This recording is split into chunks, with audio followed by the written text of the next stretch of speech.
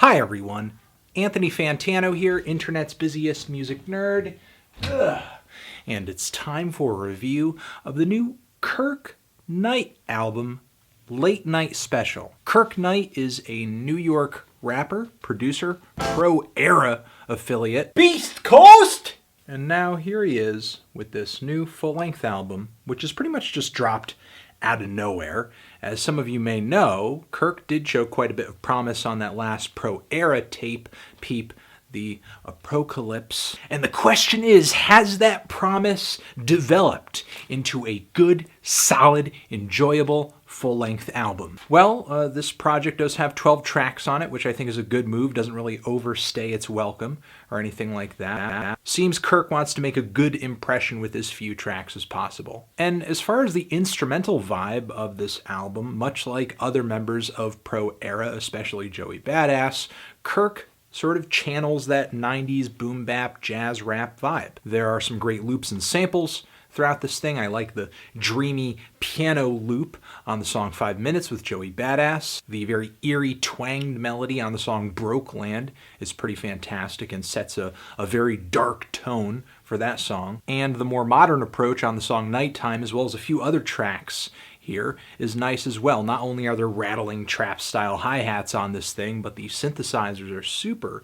eerie, super dark. The chords are heavy and sound like something out of a John Carpenter soundtrack. And the instrumental backing up the song I Know with Mick Jenkins on it doesn't sound too unlike something that would have landed on Jenkins' mixtape The Waters, especially since the beat sounds so spacious and has those hi-hats just firing off like an automatic machine gun. There's some beats here that have a more smooth, melodic approach. On the song Down, there's kind of a weird, percussive, off-kilter piece of noise that protrudes throughout the track, making it just have a really weird groove to it. I have a lot of praise for the production on this album, not only because the production is good, but it's versatile as well. But I think this album is way more versatile as far as the beats go, and just not versatile enough and not impressive enough on the lyrical end of things. Not that Kirk is a terrible rapper. I think he has the baseline attributes that a good rapper should have. I mean, he's got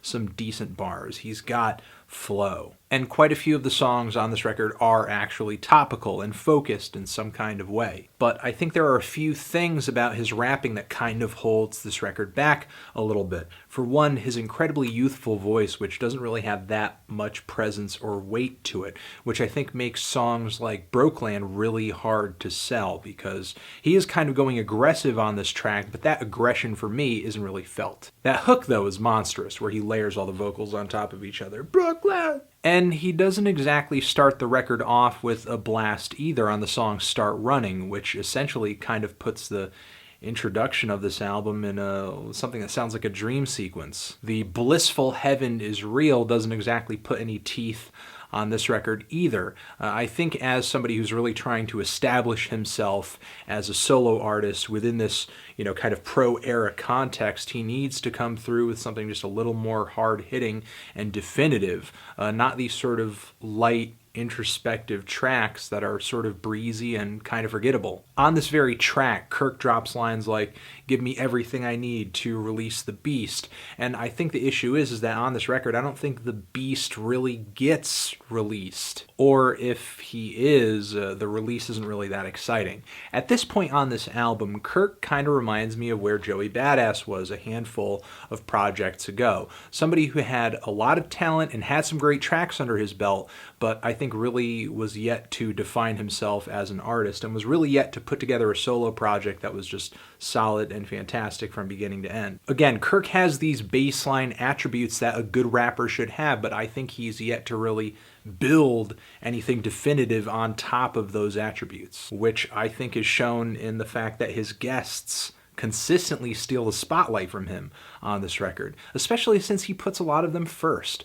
on these tracks. With the exception of No Name Gypsy, who when she comes through, she's a very nice change of pace as well on this album. Because Kirk's near monotone delivery a lot of the time, though not to say his more aggressive voice really, again, sells me on these songs, combined with the lack of quotables on these tracks, as well as a lack of just serious attitude, again, I think holds this record back. And then there are the moments on this record where he's singing, and he's worse off as a singer than he is a rapper. Thankfully, he passed the singing off to a guest feature, The Mind, on the song The Future, and that actually goes over very well. I think Kirk has a sharp ear when it comes to instrumentals, and when he's working with other artists, I think he gets some good hooks together. And this is actually one of the tracks on this record where Kirk's delivery actually strikes me as passionate. So definitely a high point on this album here, but that's just the exception in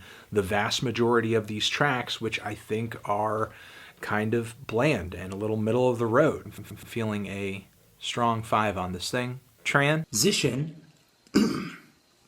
Have you given this album a listen? Did you love it? Did you hate it? Why? What do you think I should review next? And that's it. Anthony Fantano, Kirk Knight, forever.